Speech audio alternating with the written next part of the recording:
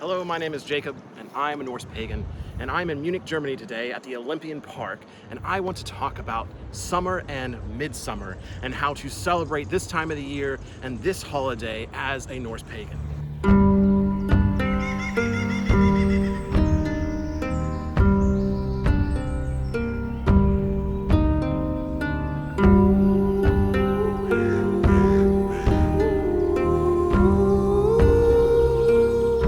A couple of notes before we dive too deeply into this. This is not a fact-based video. This is not a historical-based video. I have one of those already made. I made an entire video called The Heathen Holidays. So if you want to see the more facts of what Midsummer is, what the heathen celebrations are, please check out that video. This video really stands as a modern video, as a modern practitioner, how I view the summer. Obviously, I'm taking the information we know from the past and then filtering that through my personal experiences to share this video with you, because this is what this video really is. You can call that UPG or whatever, but really this is just my experience as a Norse Pagan going through the seasons and having had a midsummer celebration last year, and now since I'm in Germany and my community is actually back in North America, I'm alone this midsummer. So I definitely want to talk about how you can start celebrating summer and midsummer as a new pagan, as someone who is a solo practitioner, and as a group practitioner, what kind of rituals you can do to really venerate this time of year. I will give you a little bit of background information as far as the historical practice and what we know of the heathen celebration that took place in pre-Christian Scandinavian and Germanic times during summer, because it's quite easy. We really don't know a lot. There really isn't much information to go off of. We can surmise and guess that they had some form of summer celebration because most pagan cultures, most pre-Christian cultures had a summer celebration, but also most Christian cultures have a summer celebration. In particular, the Swedes. The Swedes still celebrate midsummer today. They bring out the maypole, they have big feasts. It's essentially a pagan festival. So you can either look at that's something that was developed later, or since it's specifically the Scandinavian countries and specifically Sweden that really seem to celebrate midsummer, I like to look at it, and again, this is just my opinion, I really do see it as an evolution, because even though Christianity did come to Scandinavia, it did replace Norse paganism, it really just kind of shifted it over. It didn't completely eliminate a lot of things. Now, some things it did, but a lot of the celebrations, a lot of the deities either became saints or Christian holidays. So even though midsummer is a modern Christianized event in Sweden, and really it's become more of just a national holiday rather than a religious one, I think that it's safe to say that there was something similar in the time before Christianity came. In agrarian times, midsummer celebrations in Sweden were held to welcome summertime and the season of fertility. In some areas, people dressed up as green men, clad in ferns. They also decorated their houses and farm tools with foliage and raised tall, leafy maypoles to dance around, probably as early as the 1500s. Midsummer was primarily an occasion for young people, but it was also celebrated in the industrial communities of central Sweden, where all mill employees were given a feast of pickled herring, beer, and schnapps. It wasn't until the 1900s, however, that it became the most Swedish of all traditional festivals. This comes from the Swedish National website. So I want to share this moment with you. I don't know if I'll be able to get it on footage or not, but this is actually the first time I've seen the Alps. I've always heard you can see the Alps from Munich, Germany, much like you can in Denver, Colorado. But I haven't been able to see it here. I mean, I've been to this spot before where you can see them, but it was too cloudy. And today's the first day I was able to see them, and it's absolutely beautiful. Again, they're really far away. I can't wait. I'm definitely going to take you with me when I go to the Alps. But let me see if I can get you to see them on video. I mean, it's breathtaking. Again, I don't know how well you're going to be able to see them. I mean, I can see them okay, but some of these are the tallest buildings in Germany that you see here. And I mean, they're not massive, but they're still big. And in the background, there you are. You can start to see them. The Alps grow in the distance. Still snow-capped in some of them. Again, I don't know how well you're going to be able to see them in the final product, but it is absolutely beautiful to see those in the distance. I mean, it's truly inspiring. This is one of the tallest points in Munich. It's very flat here, as you can tell. And you're able to see the Alps. Truly amazing. I do want to apologize for wearing sunglasses in this video, but it is very bright. And if I try to take them off, I'm going to look like this the whole time, so I might as well just wear the sunglasses and look a little bit cooler. So, the other thing I want to talk about, at least a little bit historically, is the evolution of pagan holidays in general. For the most part, what we can tell is that pagan holidays before the time of Christ, before Christianity came in, and really the father and mother of all holidays we still celebrate now, is that they were celebrated around the agriculture cycles. And so, when you had springtime, you were planting the first seed, you were seeing the end of winter, so you celebrated finally surviving winter, it finally warming up. And then summer really was the time that you start harvesting certain crops, you start working your fields a little bit more, and you start celebrating the hard work you're doing.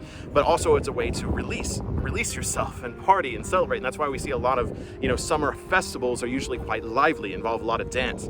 These seem to be a little bit spiritually less heavy, which is perfectly fine. And that's something that I personally experienced as well with Midsummer, is it doesn't feel as heavy as the Yule gathering or as the fall gatherings. It's definitely a little bit more lighter, a little bit more mature. I mean, summer really is a mature time to do things. I mean, spring is very young, it's beautiful, and then summer is where the hard work really comes into things. I do want to cover the kind of deities you want to venerate during this time, or at least the deities we can take a little bit historically, but also what I've experienced and what others experienced during this time of year. So I'm actually going to take you up to that bad boy, and hopefully no one's going to be up there because it's got a beautiful view, but it's also very popular. So let's see if we can actually find a filming spot. As you can tell, I'm very much not alone here. It's very hard to film here in Munich, Germany, and not have people always in the background and wondering what I'm doing. People were very nice though, very nice. But if they asked me what I'm doing, I could not respond in German. Ich bin ein YouTuber? So literally as I was saying that, as soon as I shut off the recording, an elderly woman came up to me. Again, very nice. She spoke German at first. And I was like, oh, sorry, no sprechen Sie Deutsch. And she, spoke pretty fine English, and we talked about the Alps and stuff. But everyone here has been wonderful. One of the things I think is really funny is when they ask what part of the States I'm from, I say Kentucky. And I think, one, I surprised them because I don't have a very thick country accent. I can if I want one. I hide it most of the time, especially for YouTube. But also, they think of Kentucky Fried Chicken. Apparently, that's the first thing that comes to people's minds. I was like, no, we have horses, we have bourbon. I guess we have basketball if you like that. But it's beautiful. And I try to really enforce that Kentucky's beautiful. But really funny experience. Well, shit. I'm trying to be responsible here. I mean, usually I'm not big on rules, man, but I'm in a foreign country and I want to set a pretty good example for an American here, because Americans usually get a bad rep. So I didn't go up there even though it was closed and it was very easy to get around. And then of course, as soon as I get around the bend, what do I see? I'm still gonna be a good American though. We're not all bad. But still a pretty darn good view, so I can't complain. So what deities do you venerate during the summer months? I mean, I think an obvious one, which I've already mentioned, is Suna, our soul, the sun. But we have so little information. I cover this in my Spring God and Goddess video. We have so little, basically no information on the rituals around the sun, and no real stories about the sun, at least in a way that gives us any evidence to suggest how to venerate the sun. But the sun has always been one of the most important deities in most pagan faiths. I may do a video here soon about Balder and how he may be some form of sun god, because he's often attributed to Apollo, but that'll be a video later down the road, so make sure you're subscribed and so you can stay up to date on that kind of video. But other deities to venerate during the summer months. Obviously, again, agriculture, so Freyr and Freya, anything to do with crops, maybe even Sif. I've heard Sif's involved with crops because of her golden hair, might be something like golden wheat. Maybe. Another really group of deities to venerate, especially since so many people do tend to travel to oceans and beaches during this time of year, are the gods of the sea, Njord, Aegir, and Ran. They have a complicated relationship with people. Njord's usually the one that seems like most people connect with, but people that tend to go out to the sea, go out to the deep sea, tend to connect more with Ran and Aegir, it seems. Another really good god to connect with, and this is one we connected with very heavily during our Midsummer celebration last year, is Thor, which, cool enough, this is actually an oak tree from what I understand, and it's like, to me, a picturesque oak tree on the side of a hill next to a really good view. Give an offering of beer here, venerate Thor. Imagine having a thunderstorm right here and looking out over there. I might actually do that.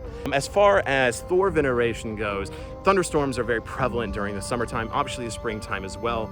And what happened at Midsummer last year is, while we were sitting there on a hill, not much different than this, where we could overlook a valley, we could see a thunderstorm in the distance coming towards us with a wall of rain. And we sat there with our drums and played our drums and screamed to Thor. And then the moment the rain hit us and the thunder struck, we all poured out drinks for him.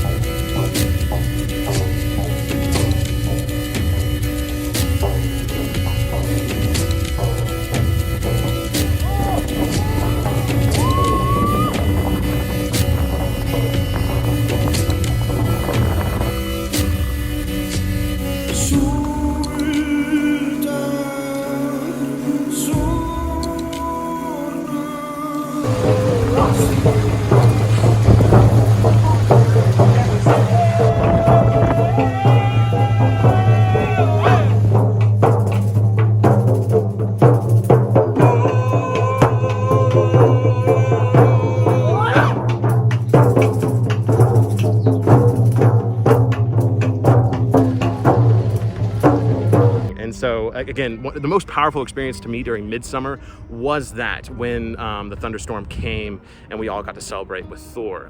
It's really one of the most powerful Thor experiences I've ever had. And as I said at the beginning of this is obviously mostly my opinion from experiences I've had, obviously informed by historical past and what information I've been able to dig up. So, I mean, I truly believe you can give to whatever deity you want during whatever time of year. I mean, usually, I mean, you could give to Scotty if you want. Obviously, if I go to those mountains and give to Scotty, nothing's stopping me. But maybe you're gonna have a little bit more trouble connecting with the deities combined with cold, you know, Scotty and Uller. But again, there's still ways to connect. Really, this faith is your faith, it's your practice. I'm just simply sharing what I feel the most connected with and what others seem to feel the most connected with during the summer months. All right, now we're gonna go down the hill because we have one more major topic to talk about. Well, I guess a few more major topics. Oh my gosh, the sun is so bright. So we're gonna go down there near that crisp, cool water, and we're going to talk about both how do you practice when you first get started, and then how you practice as a solo practitioner, and then how, you know, group practices, what we usually do for group practices at our gatherings. I miss gatherings, so I want to talk about it. You may notice that I'm a little bit more energetic in this video. There's actually a reason to that. I mean, one, because I just got done filming Loki Week videos, so I'm very tense and dry, I guess you could say, because I love doing those videos, but they take a lot out of me because there is so much research involved, because I want to provide you content that you can trust and content that is well researched, so you don't have to dig through those books yourself. It's one of the things I think makes the Wisdom of Odin unique, is that I do want to share with you the raw facts. And then this video is the exact opposite of that. I really wanted to share with you my personal experiences, but also give you a taste of Midsummer and celebrate a little bit of Midsummer with you as well. Like I said, I'm in Germany right now. You know, I'm not being a part of the Midsummer celebrations. In the Wisdom of Odin community right now, I think we're having a celebration in Oklahoma this weekend, and then the next weekend or the weekend after that, there's one in Wisconsin, and then there's one in Tennessee, and then there's one in the Northeast somewhere. I don't think they've chosen location. I think it's going to be North or West Virginia, one of the Virginias, something like that. So we're having 4 gatherings this summer, which is amazing, that I don't get to be a part of. I get to watch and I get to, you know, look at the photos and the videos, but I don't actually get to participate in. So in a way, this is a way for me to connect with the summer energies. I mean, this is really a time to celebrate that summer energy, that vibrance, that dancing, so to speak. I mean, maybe singing if you're into that. I have a terrible singing voice unless it's country. But I really do think that summer should be a celebration. You know, and I think that's really how you're going to connect in a ritualistic way is, yeah, you can have the somber ritual. I mean, I've had a somber ritual during Midsummer. But after a year of doing gatherings, after a year of doing this public, you know, persona of, you know, being a Norse pagan, you know, it's become my life. And I think I've really learned that during summer, you should really celebrate living.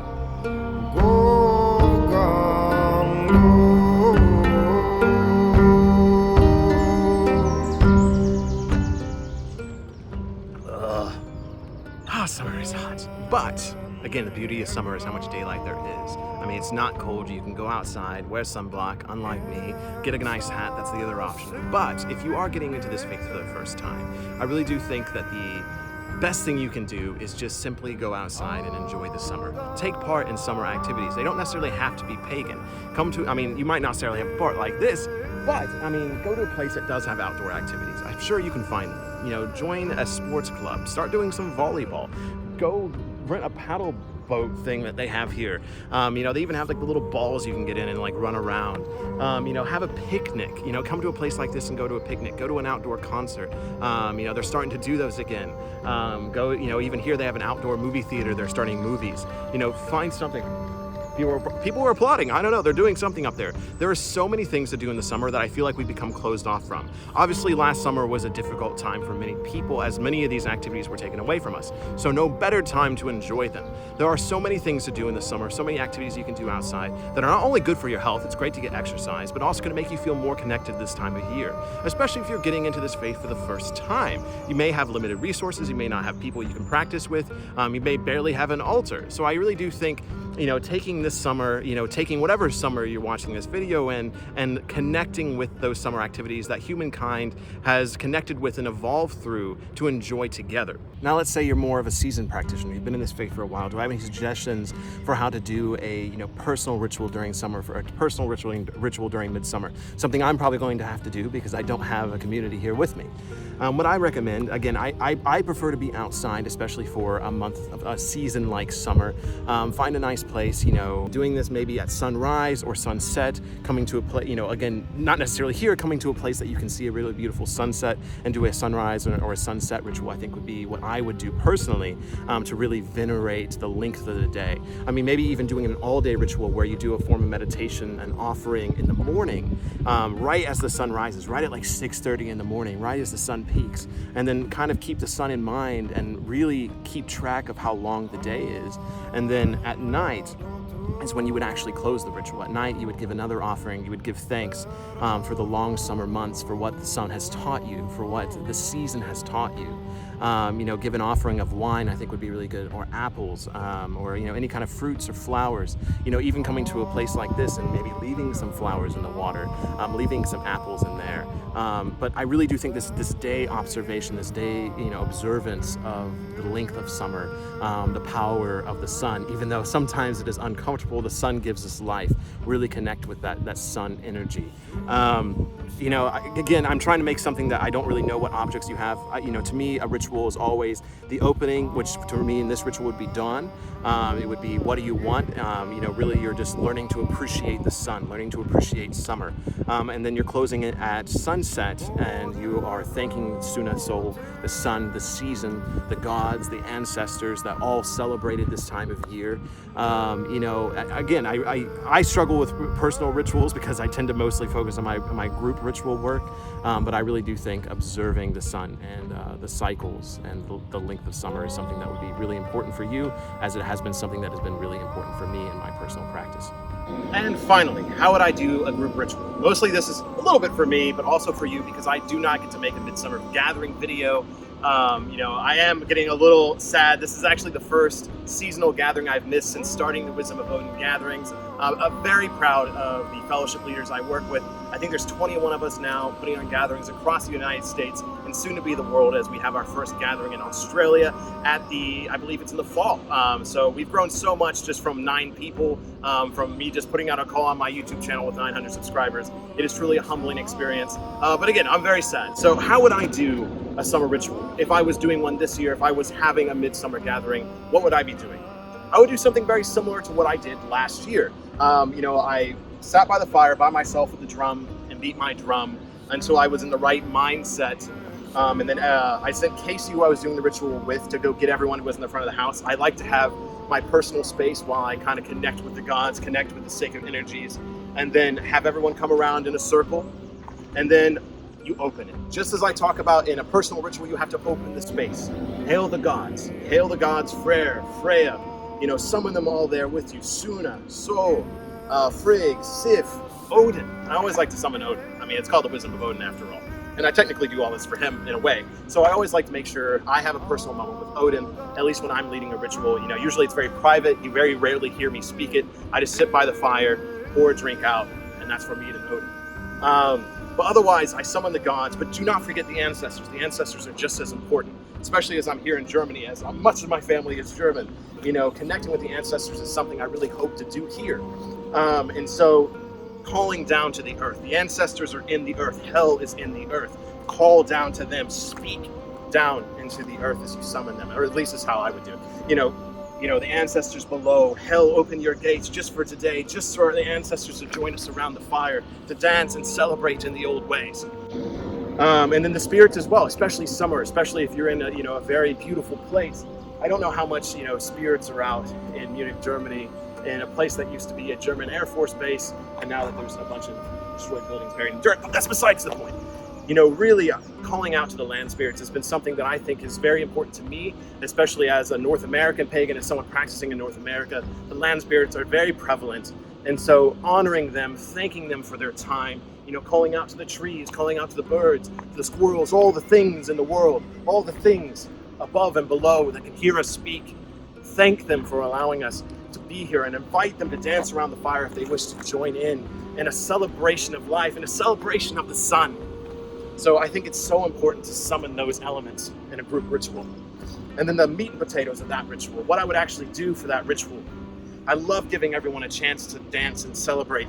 And something I've read in a book at one point, I think it was Myths and Symbols in Pagan Europe, that a pagan and heathen tradition is to jump over the fire, to leap over it. to signify going over into the next cycle, to signify jumping over your problems, to getting over fears. And so that's what I would base around my ritual this time of year. We did it a little bit last year. And obviously if someone doesn't want to jump over, that's fine. But making it a safe fire, making it small enough that people can jump over it. So I would have them come up, announce to them, this fire is pain, struggles, everything that you've dealt with in the last 6 months, in the last cycle. We're leaping over them to the next half of this year. So tonight is the way to let go of those problems, to give them to the gods to help deal with them. And so that fire becomes that simple. So when they would come up, they would give their offering to whatever deity they wish, to Suna, to Sol, to Freyr, to Freya, and then they would leap over that fire.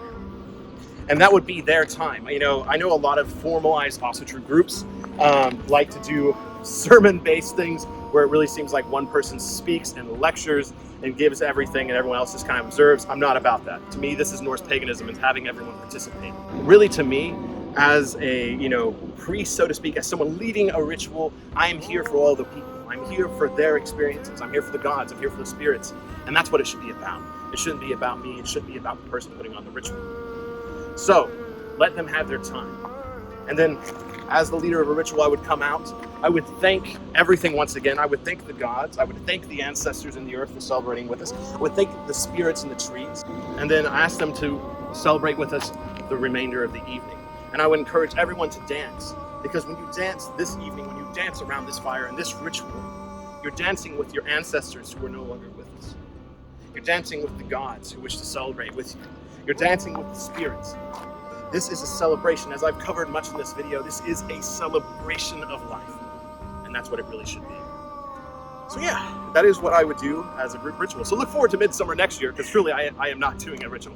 I think some people think that I'm being mischievous, and I actually will be at one. I'm not. I am in Germany, I promise you. So next year, this is something I might do for a Midsummer ritual. But again, I just wanted to take you with me to show you what I would do this year, to maybe inspire you to, get with your kindred, get with your family, get with your friends, and have a ritual and give you somewhere to start. Because what is important to me here at the Wisdom of Odin is inspiring Norse pagans around the world to meet with one another, to celebrate the old gods, to celebrate the spirits, to celebrate the ancestors once more. This isn't about me. This isn't about the Wisdom of Odin. I want to give you the tools so you can succeed in your faith, so that you can learn from what I have done, from my mistakes, from my failures, from my successes, from the mistakes and failures and successes of all the 21 fellowship leaders that all put gatherings around the world, from the hundreds of people that have decided to join these Wisdom of Odin gatherings. Thank you so much. And to people watching this in the days that's come out, in the weeks and the years to come, I say to you, happy Midsummer. Let us celebrate life together once again as Norse pagans and believers in new ways. My name is Jacob. I'm in Munich, Germany. And until the hall, Skål.